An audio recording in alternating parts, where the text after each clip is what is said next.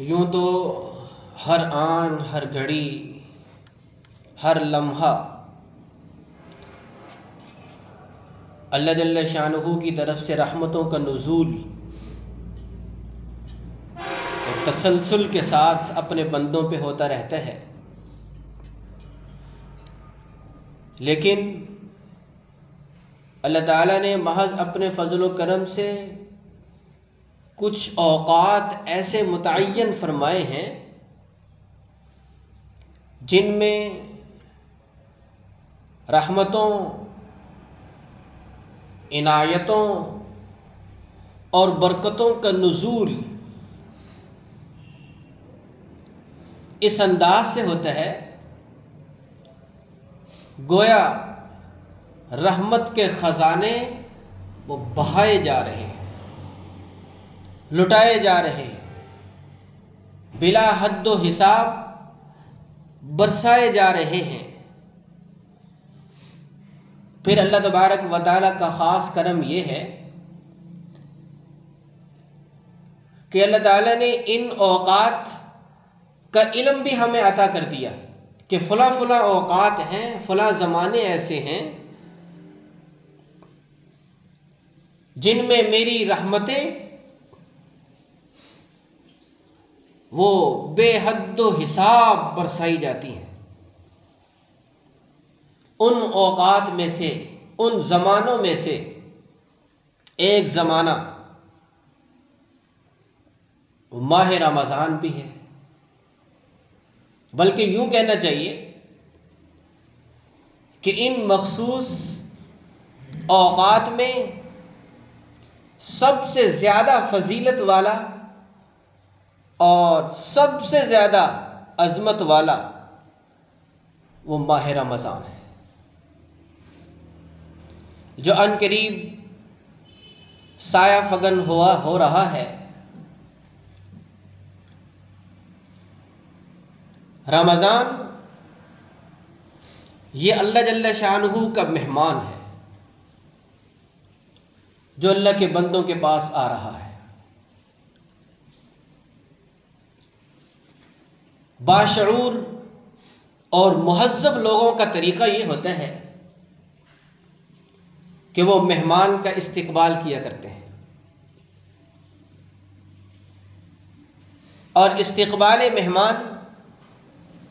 مہمان کی قدر و منزلت کی بقدر ہوتا ہے، اس کے اعتبار سے ہوتا ہے۔ مہمان جتنا خاص اور وی آئی پی ہو اس کے لیے اسی قدر خاص پروٹوکول کا اہتمام کیا جاتا ہے۔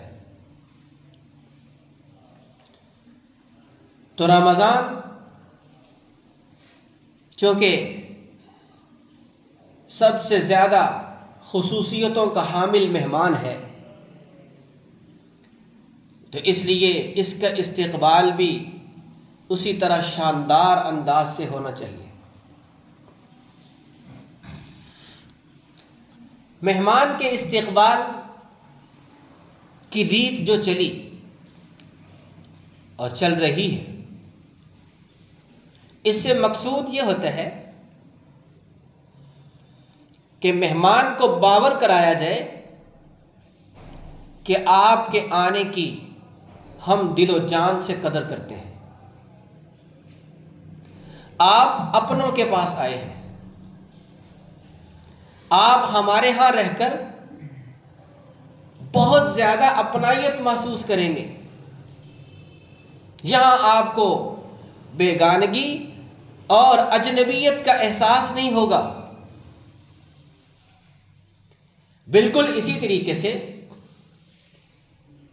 استقبال رمضان کا مطلب بھی یہ ہے کہ ایمان والے برادران اسلام رمضان کی قدر و منزلت، اس کی عظمت، اس کی خصوصیت کو سمجھ کر پوری دلی رغبت کے ساتھ، ذوق عبادت کے ساتھ، شوق ریاضت کے ساتھ مغفرت کے جذبات کے ساتھ اللہ تبارک و تعالیٰ کی رحمتوں کے محتاج بن کر اس شاندار اور VIP مہمان کا استقبال کریں، جسے ہم ماہ رمضان کہتے ہیں۔ جس قدر شوق و ذوق کے ساتھ اس کا استقبال کیا جائے گا، اللہ جل شانہ اسی قدر طاعات اور عبادات کا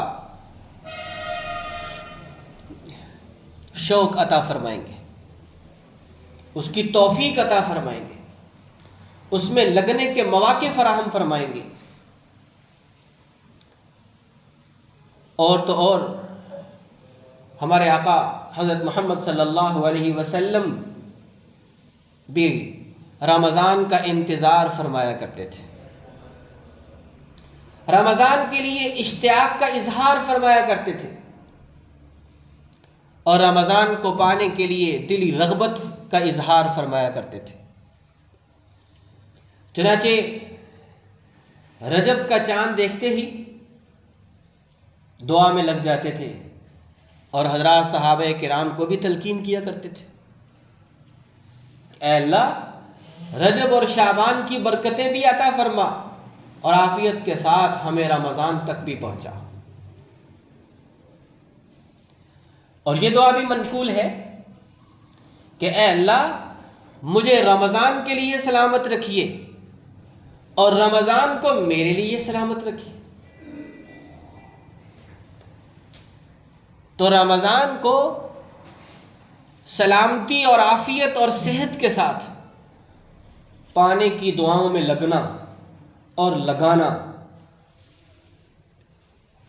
یہ اس بات کی طرف متوجہ کرنا ہے کہ یہ کوئی معمولی مہینہ نہیں ہے، یہ کوئی عام مہینہ نہیں ہے۔ آپ علیہ الصلوۃ والسلام حضرات صحابہ کرام سے فرمایا کرتے تھے شعبان میں کہ اس کی تاریخوں کو یاد رکھو، رمضان کے شوق میں، کہ آج شعبان کی اتنی تاریخ ہوگی، آج یہ تاریخ ہوگی، آج یہ تاریخ ہو گئی ہے، اب اتنے دن رہ گئے رمضان میں، اب اتنے دن رہ گئے رمضان میں۔ اور پھر آپ فرماتے کہ چاند دیکھنے کا اہتمام کرو۔ ام المومنین سیدہ عائشہ صدیقہ رضی اللہ تعالی عنہا فرماتی ہیں کہ آپ خود چاند دیکھنے کا اہتمام کیا کرتے تھے، اور اگر بادل چھائے ہوئے ہوتے تو پھر آپ شعبان کے 30 دن پورے کر کے رمضان شروع کر دیا کرتے تھے۔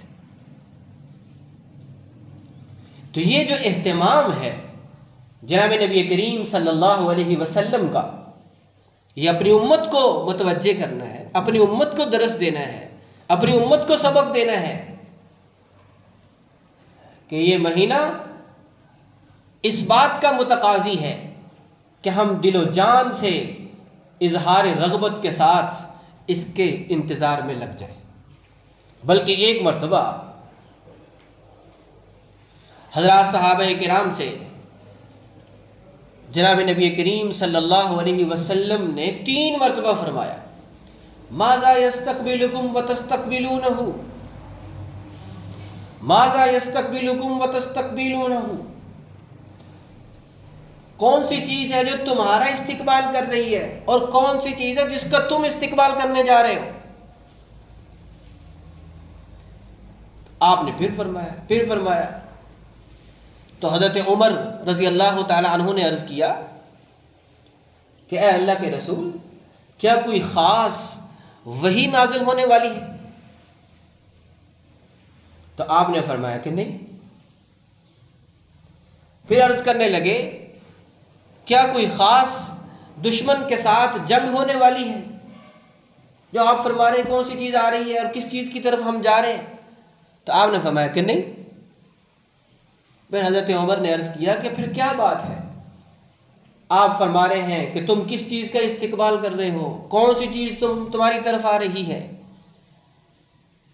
تو جناب نبی کریم صلی اللہ علیہ وسلم نے ارشاد فرمایا کہ بات یہ ہے کہ رمضان کا چاند دیکھتے ہی اللہ جل شانہ اہل اسلام کی بخشش فرما دیتے ہیں۔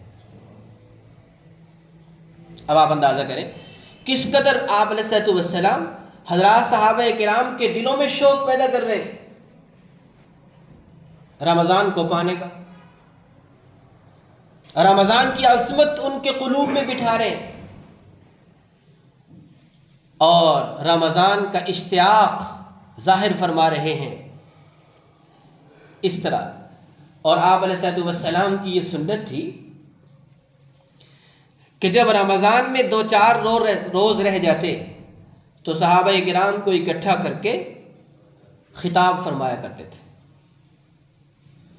کہ لوگو قد اذلکم شہر عظیم شہر مبارک، ایک ایسا مہینہ سایہ فگن ہو رہا ہے جو عظمتوں والا ہے، جو برکتوں والا ہے۔ تو محترم سامعین، معزز حاضرین، رمضان کا مہینہ 2-4 روز کے بعد شروع ہو رہا ہے۔ یہ اللہ جل شانہ کی جناب سے مہمان ہے جو ہمارے پاس آ رہا ہے۔ مہذب اور باشعور لوگ مہمان کا استقبال بڑے شاندار انداز سے کیا کرتے ہیں، تو ہم نے بھی اس مہمان الہی کا استقبال کرنا ہے۔ اس استقبال کے سلسلے میں ہمیں کچھ اقدامات کرنے ہیں، کچھ اعمال کرنے ہیں۔ جیسے مہمان آتا ہے تو اس کے استقبال میں صفائی کا اہتمام کیا جاتا ہے، کھانے کا انتظام کیا جاتا ہے، اور اس کے لائق جتنی بھی چیزیں ہوتی ہیں ان سب کا انتظام کیا جاتا ہے۔ تو اسی طریقے سے ہم نے رمضان کے لیے بھی کچھ کرنا ہے۔ سب سے پہلی چیز تو دعاؤں میں لگنا ہے، اللہ جل شانہ کے حضور درخواست کرنی ہے کہ اللہ تبارک و تعالی یہ سارا مہینہ عافیت کے ساتھ ہم سب کو نصیب فرما دے، اس لیے کہ کس وقت کس کی موت کا وقت آ جائے ہم کچھ معلوم نہیں۔ ہم اپنے جاننے والوں میں، اعزاء اقربا میں، احباب میں ذرا غور کریں، نظر دوڑائیں تو یقیناً اس نتیجے پہ پہنچیں گے کہ کچھ لوگ پچھلے رمضان میں ہمارے ساتھ تھے لیکن اس رمضان سے پہلے وہ دنیا سے رخصت ہو چکے ہیں۔ تو سب سے پہلا کام ہمیں یہ کرنا ہے کہ دعا کرنی، اور یہ آپ علیہ الصلوۃ والسلام کی سنت سے ثابت ہے۔ رمضان کو پانے کے لیے دعا کرنا، بلغنا رمضان سلمنی لی رمضان وسلم رمضان علی، تو سنت سے ثابت ہے کہ ہم ابھی سے دعا میں لگتے ہیں۔ دوسرا کام کہ رمضان سے پہلے اپنے گناہوں سے اللہ کے حضور توبہ کر لیں، اپنے آپ کو پاک صاف کر لیں، تاکہ رمضان کے شروع ہی سے جو انوار و برکات اور جو عنایات اور رحمتیں اتریں گی ہمارے قلوب اس کو حاصل کر سکیں۔ ایسے نہ ہو کہ گناہوں کا زنگ دلوں پہ اس قدر جمع اور چڑھا ہوا ہو کہ انوار و برکات سے ہمارے قلوب محروم رہیں۔ علماء کرام نے اس کو مثال کے ذریعے سمجھایا ہے کہ جیسے ایک بچہ برتن لے کر مٹی کے ڈھیر میں کھیلتا رہتا ہے، برتن سے مٹی اٹھا اٹھا کے اپنے اوپر ڈالتا رہتا ہے، پھر اسے بھوک لگتی ہے تو اب وہی برتن وہ اٹھا کے اپنی ماں کے پاس پہنچتا ہے اور کہتا ہے کہ امی جان اس میں دودھ ڈال دیں، تو ماں دیکھتی ہے کہ برتن تو مٹی سے آلودہ ہے، اس لائق نہیں ہے کہ اس میں دودھ اڑیل دیا جائے، تو ماں پہلے اس کے برتن کو صاف کرتی ہے، پھر اس میں دودھ ڈال کے اسے دیتی ہے۔ تو اسی طریقے سے اگر ہمارے قلوب اسی طرح پراگندہ رہے، آلودہ رہے گناہوں سے، تو وہ انوار و برکات تو ہمارے قلوب تک نہیں پہنچ پائیں گے۔ اور جب ہم توبہ کے ریگ مار سے اپنے گناہوں، اپنے قلوب کے زنگ کو ختم کر دیں گے، اتار دیں گے، دل صاف ہو جائے گا، اور رمضان کی پہلی رات سے ہی جو انوار و برکات ہوں گے ہمارے قلوب ان سے محظوظ ہونا شروع ہو جائیں گے۔ تو دوسرا کام یہ کرنا ہے کہ ہم گناہوں سے پکی اور سچی توبہ کر لیں رمضان کے آنے سے پہلے۔ اور تیسرا کام یہ کرنا ہے کہ ابھی سے پختہ عزم کر لینا ہے کہ انشاءاللہ رمضان کے شائع نشان میں عبادات اور اعمال انجام دوں گا، زیادہ سے زیادہ اس میں نیکیاں کروں گا، اس میں عبادتیں کروں گا، اس میں ریاضتیں کروں گا، اپنے آپ کو نماز میں، تسبیح میں، تلاوت میں، صدقہ خیرات میں لگانے کی کوشش کروں گا۔ ابھی سے یہ عزم کر لینا چاہیے۔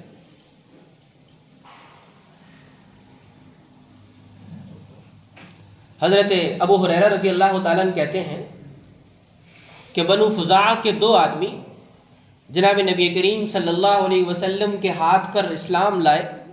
کچھ عرصے کے بعد ان میں سے ایک شہید ہو گیا،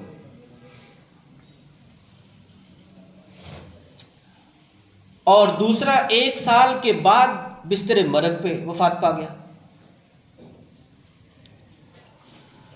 حضرت طلحہ رضی اللہ تعالیٰ عنہ نے دونوں کو خواب میں دیکھا۔ خواب میں یہ دیکھا کہ جو سال بعد فوت ہوا تھا اسے جنت میں پہلے داخل کیا جا رہا ہے۔ تو وہ بڑے حیران ہوئے کہ پہلا تو شہید ہوا ہے اور دوسرا بستر مرگ پہ مرا ہے، لیکن سال بعد مرا ہے، جنت میں پہلے جا رہا ہے۔ تو جناب نبی کریم صلی اللہ علیہ وسلم صبح نماز فجر کے بعد حضرات صحابہ کرام کی طرف متوجہ ہوا کرتے تھے۔ آپ نے خود خواب دیکھا ہوتا تو اپنا خواب بیان کرتے، پھر اس کی تعبیر فرماتے، ورنہ صحابہ کرام سے دریافت کرتے کہ ہاں بھی تم میں سے کسی نے کوئی خواب دیکھا ہے؟ تو جس نے دیکھا ہوتا تو وہ عرض کر دیتا، تو آپ اس کی تعبیر ارشاد فرماتے۔ تو حضرت طلحہ کہتے ہیں کہ صبح نماز کے بعد میں نے اپنا خواب عرض کیا اور اپنے تعجب کا بھی اظہار کیا۔ تو جناب نبی کریم صلی اللہ علیہ وسلم نے ارشاد فرمایا کہ کیا تم دیکھتے نہیں کہ بعد میں مرنے والے نے رمضان کے روزے بھی تو رکھے، ایک اضافی رمضان کے روزے رکھے، اور اس نے اتنی رکعتیں نمازیں پڑھی۔ پھر اگلی بات آپ نے ارشاد فرمائی، فرمایا قسم ہے اس ذات کی جس کے قبضے میں میری جان ہے، ان دونوں کے درجے میں اتنا ہی فرق ہے جتنا کہ آسمان اور زمین میں فرق ہے۔ تو سمجھے محترم سامعین کہ ایک آدمی وہ جسے اضافی رمضان نصیب ہو رہا ہے اور جسے اضافی عبادات نصیب ہو رہی ہیں، تو اس کے اور جس کو یہ چیزیں نصیب نہیں ہے وہ بھی مسلمان، اور وہ صرف عام مسلمان ہی نہیں، مجاہد ہے، وہ شہید ہو چکا ہے۔ آپ نے فرمایا دونوں کے درجات میں فرق کتنا ہے؟ جتنا آسمان اور زمین میں فرق ہے۔ تو یہ جو اعمال رمضان ہیں یہ کوئی معمولی نہیں ہے۔ تو اس لیے تیسرا کام ہم نے یہ کرنا ہے کہ ہم پختہ عزم کر لیں کہ انشاءاللہ ہم اس رمضان میں خوب نیکیاں کریں گے، جس قدر بھی اللہ جل شانہ توفیق دیں گے۔ یہ رمضان کس قدر و منزلت والا ہے کہ اگر ہم ایک دن رمضان کا کھو بیٹھیں، ساری زندگی لگا کر بھی اس ایک دن کی برکات کو حاصل نہیں کر سکتے۔ ابراہیم نخعی رحمۃ اللہ علیہ بہت اونچے درجے کے تابعین میں سے ہیں، وہ فرماتے ہیں کہ رمضان میں ایک تسبیح غیر رمضان کی 1000 تسبیحات سے کہیں بہتر ہے۔ یعنی ایک مرتبہ سبحان اللہ کہہ دینا رمضان میں، وہ غیر رمضان میں 1000 مرتبہ سبحان اللہ سے بھی کہیں بہتر ہے۔ اور یہ تو آپ کو علم میں ہے کہ غیر رمضان میں جو اجر ایک فرض کی ادائیگی پر ملتا ہے، وہ رمضان میں ایک نفل کی ادائیگی پر اجر ملتا ہے۔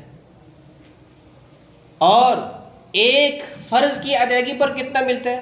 جتنا غیر رمضان میں 70 فرائض کی ادائیگی پر اجر و ثواب عطا کیا جاتا ہے۔ تو رمضان ایک ایسا مہینہ ہے جس میں محنت کم ہے، اجرت زیادہ ہے، جس میں کام تو کم ہے، حوصلہ افزائی بہت زیادہ ہے۔ اس لیے یوں کہا جاتا ہے کہ یہ نیکیوں کا سیزن ہے، یہ آخرت کے لیے موسم بہار ہے۔ جیسے کچھ چیزوں کے لیے سیزن ہوتا ہے، سردی آ جاتی ہے تو گرم کپڑوں کا سیزن ہوتا ہے کہ وہ خوب فروخت ہوتے ہیں۔